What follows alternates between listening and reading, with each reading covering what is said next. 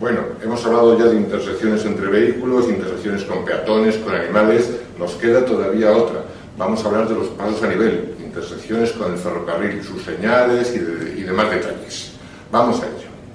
Y empezamos con una preguntita. Vamos a ver. Si vas por la carretera y aparece esta señal colocada a la derecha de la calzada, ¿qué interpretas? ¿Qué nos vamos a encontrar? Bueno, pues esta señal o baliza, que es como se llama, está indicando que nos estamos acercando a algo. Y ese algo estará indicado por la señal que estará colocada sobre la baliza. Sobre ella puede estar esta señal, que significaría paso a nivel sin barrera. O esta otra, que significaría paso a nivel con barrera. O incluso esta otra, que significaría puente móvil. Y tanto si se trata de un paso a nivel sin barrera como con barrera o de un puente móvil, primero encontraremos una baliza con 3 líneas rojas. Más adelante habrá una baliza con 2 líneas rojas. Otro poco más adelante habrá una baliza con una sola línea roja. Y por último encontraremos lo que sea, el paso a nivel o el puente móvil. Por otra parte, la distancia entre balizas será siempre igual. Por ejemplo, si de la primera baliza a la segunda baliza hay 37 metros, a otros 37 metros estaría la siguiente baliza y a otros 37 metros estaría ya el paso a nivel o el puente móvil. Y lo de 37 metros es solo un ejemplo, ¿eh? Pueden ser 37 o 45 o 50, los que sean. Eso sí, la distancia entre balizas siempre será la misma, de forma que la distancia total queda dividida en 3 partes iguales desde la primera baliza que encontremos. Y ahora, antes de continuar, vamos a intentar evitar una confusión frecuente en el examen. No confundas estas dos señales. La señal de la izquierda significa paso a nivel sin barreras, el tren, el ferrocarril. Y la señal de la derecha significa cruce de tranvía, que no tiene nada que ver con el tren, aunque tenga cierto parecido. La locomotora de la izquierda echa humo, eso es un tren, antiguo pero tren. Y el tranvía no echa humo. Si un tranvía echa humo, están corriendo. En serio, ya sabes, evita la confusión entre la señal de paso a nivel sin barreras y la de cruce de tranvía. Bueno, vamos a continuar.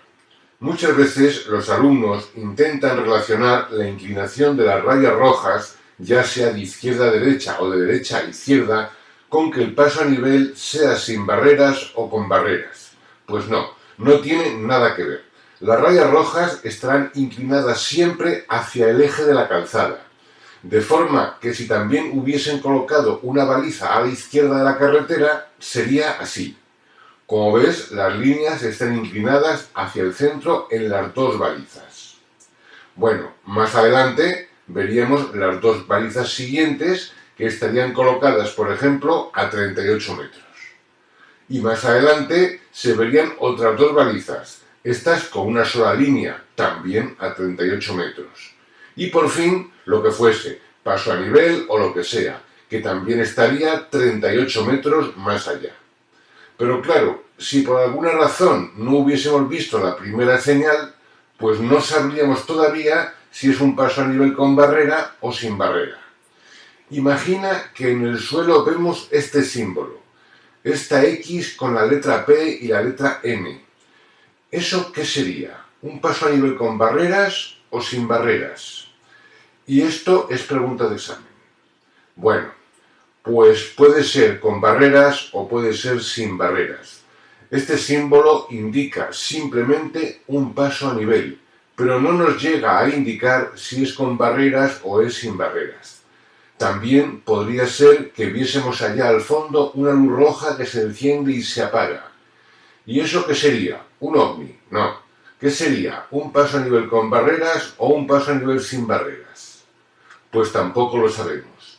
Eso significaría simplemente que en este momento no se puede cruzar el paso a nivel.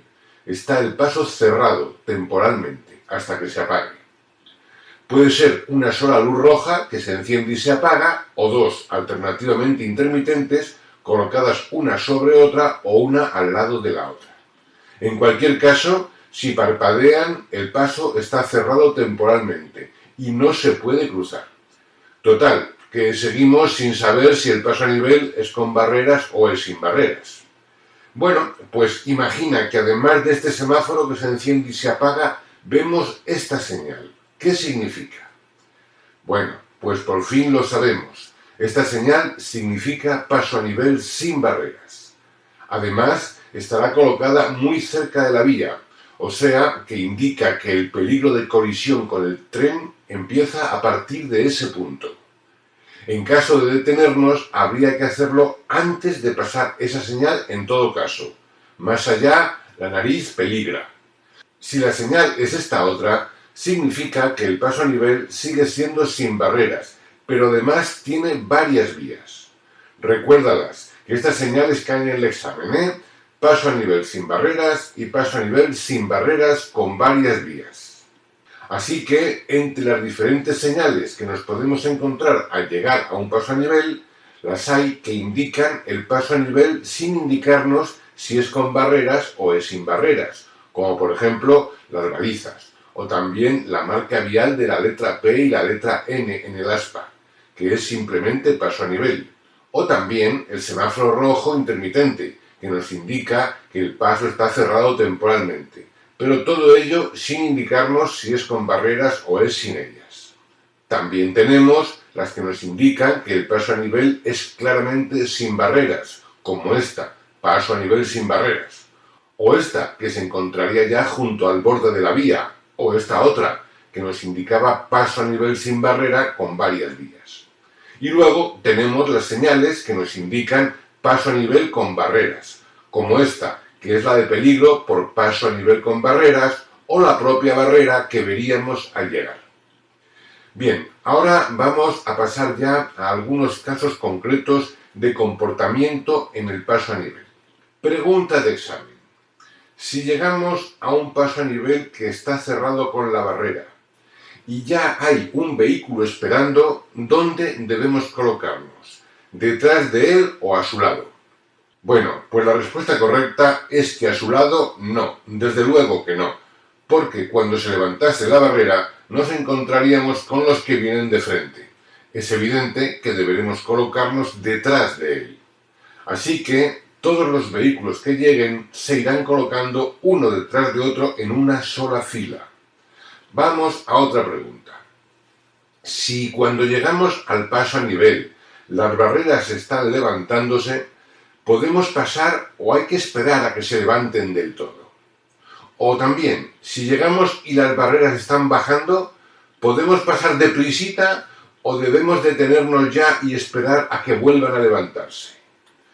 Bueno, pues las barreras del paso a nivel prohíben pasar cuando están horizontales y cuando están en movimiento, de manera que solo podríamos pasar cuando están completamente levantadas y quietecitas.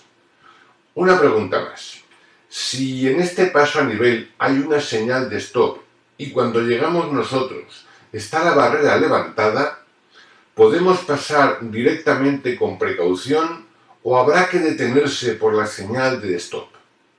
Bueno, pues aunque la barrera del paso a nivel pertenece a las señales circunstanciales o de balizamiento y sus órdenes prevalecen sobre las señales verticales, realmente la barrera levantada no significa vía libre, significa que no está cerrado el paso. Pero si está regulado por una señal de stop, habrá que cumplir con el stop. Es decir, el paso no está cerrado, se puede pasar, pero cumpliendo las señales que encontremos. Así que recuerda, barrera levantada y señal de stop, me detengo por el stop. Compruebo que no viene el ferrocarril y a continuación podré cruzar. ¿Y si lo que encontramos junto a la barrera levantada es un semáforo rojo intermitente?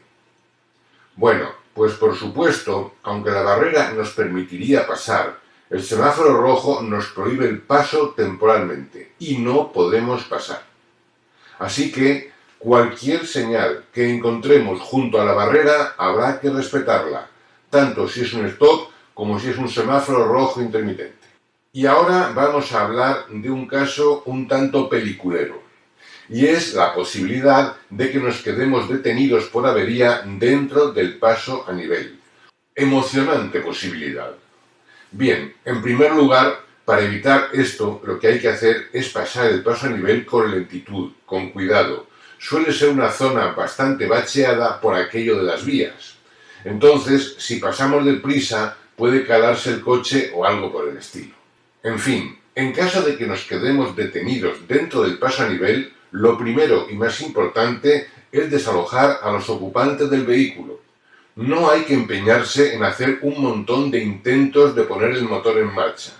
Ten en cuenta el peligro tan enorme que corremos. Así que lo primero de todo, desalojar a los ocupantes del vehículo.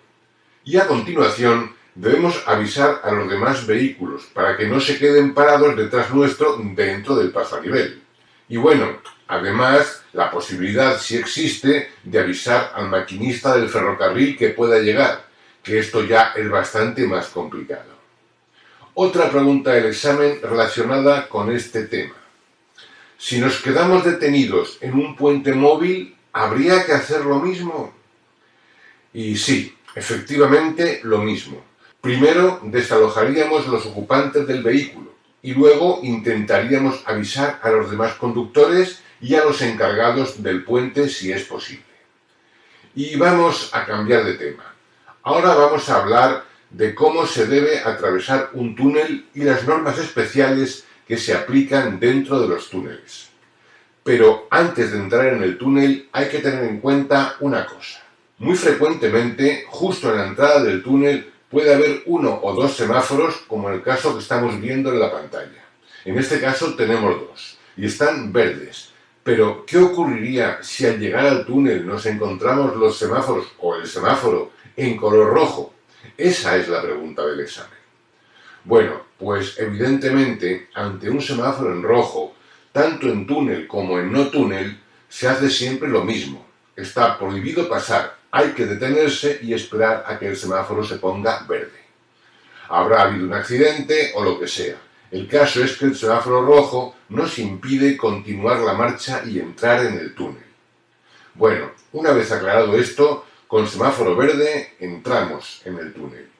Y ahora, dentro del túnel, habrá que tener en cuenta unas cuantas normas específicas que afectan a la circulación en túnel y que son diferentes a las que afectan al resto de las vías. Lo primero, ya lo hemos dicho, tener en cuenta si el semáforo está rojo o está verde para entrar.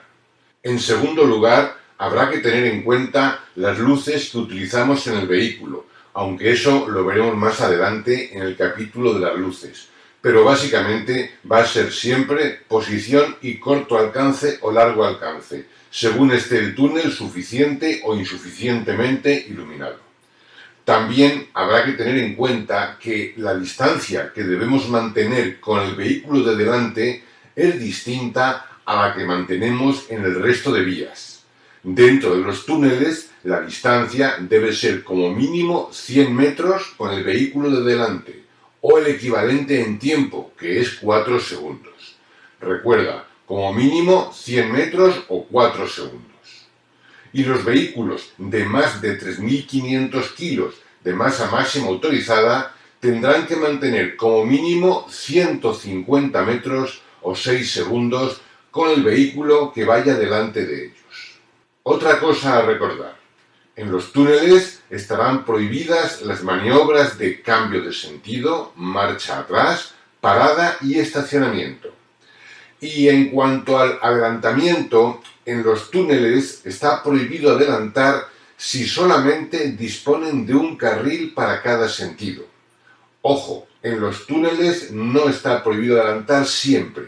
Está prohibido adelantar si el túnel dispone de un solo carril para cada sentido. Bueno, más cosas. Aunque hemos dicho que la parada y el estacionamiento están prohibidos en el túnel, es posible que nos quedemos detenidos involuntariamente debido a una avería del vehículo, a circunstancias del tráfico o que haya un incendio dentro del túnel. Vamos a ver lo que se hace en cada caso. Si nos detenemos por una avería de nuestro vehículo, debemos dejar encendidas las luces de posición y las luces de emergencia, para que los demás conductores nos vean. Debemos apagar el motor si no se ha apagado con la avería, para evitar un consumo y una contaminación innecesaria.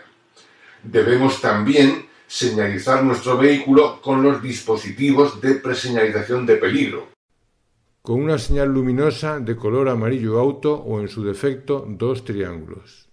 Y por último, debemos abandonar el túnel todos los ocupantes del vehículo, por la primera salida que encontremos. Si el túnel dispone de salidas de emergencia, estarán indicadas mediante estas señales, que nos indican en qué dirección se encuentra la salida más próxima y a qué distancia está. Y cuando lleguemos a la salida, encontraríamos este otro cartel. Son señales muy fáciles de recordar y son pregunta de examen. Bueno, si la detención se debe a circunstancias del tráfico, también dejaremos encendidas las luces de posición para ser visibles. Podremos apagar, eso sí, las de corto alcance.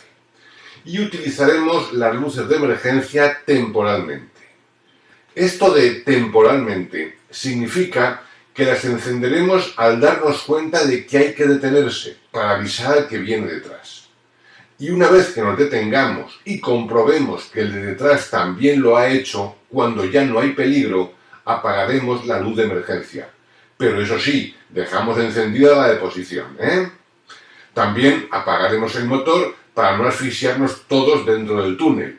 Pero esta vez no abandonaremos el vehículo, no saldremos del vehículo.